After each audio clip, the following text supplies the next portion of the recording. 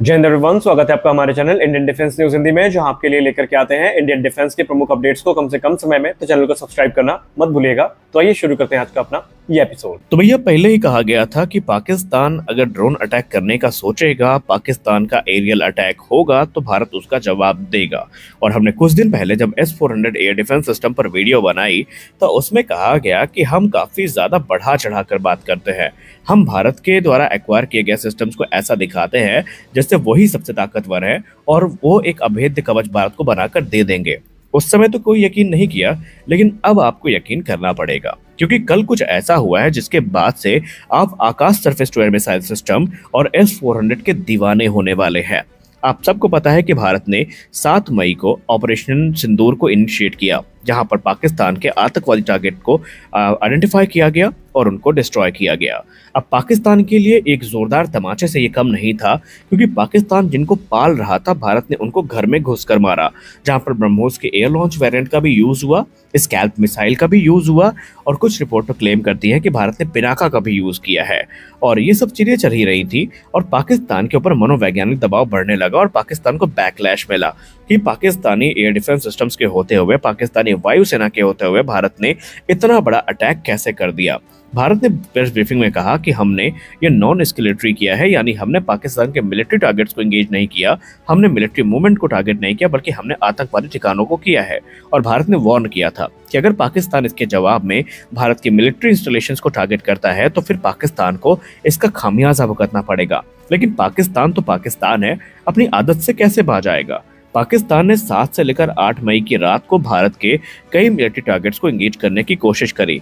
Ministry of defence की press release की बात माने तो पाकिस्तान ने भारत के नॉर्दर्न और वेस्टर्न सेक्टर पर अटैक करने की कोशिश करी थी, जहां पर अवंतीपुरा, श्रीनगर, जम्मू, पठानकोट, अमृतसर, कपूरथला, जालंधर, लुधियाना, उधमपुर, भटिंडा, चंडीगढ़, नाल, पेलोडी, उत्तरलाई और भुज जैसे इलाके शामिल थे।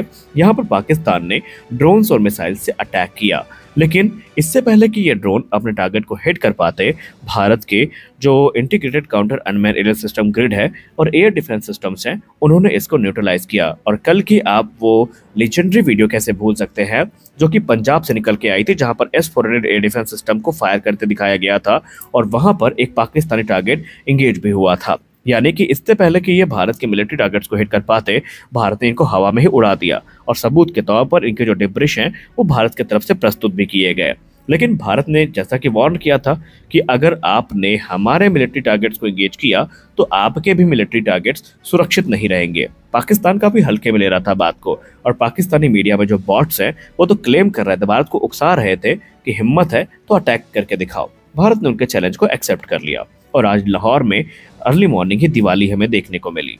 पाकिस्तान जो कि लंबा लंबा फेंकता है, हमारे पास ये एयर डिफेंस सिस्टम है, हम ये कर देंगे वो कर देंगे, उसी पाकिस्तान के हार्ट यानी लाहौर में भारत ने पाकिस्तानी एयर डिफेंस सिस्टम को उड़ा दिया।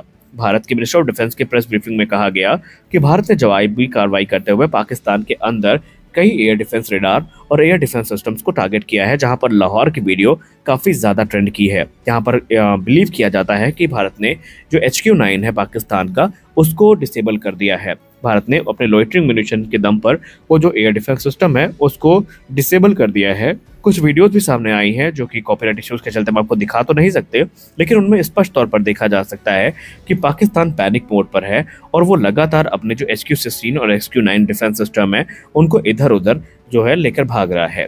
कल की रात में 2 हीरोज सामने आए भारत के। पहला था आकाश एयर डिफेंस सिस्टम, जिसको लेकर रिपोर्ट्स इंगित करती है ANI की कि इसने कई टारगेट्स को एंगेज किया है और भारत में गिरने से पहले ही रोक दिया। और उसके बाद S-400 तो कल फुल फॉर्म में था, इसने एक भी टारगेट को नीचे आने नहीं दिया। कुछ रिपोर्ट तो ये भी दावा करती है, हालांकि अभी कंफर्मेशन सामने नहीं आई है, कि पाकिस्तान के एक फाइटर जेट को भी इससे निशाना बनाया गया है और कंफर्मेशन का इस समय इंतजार हो रहा है।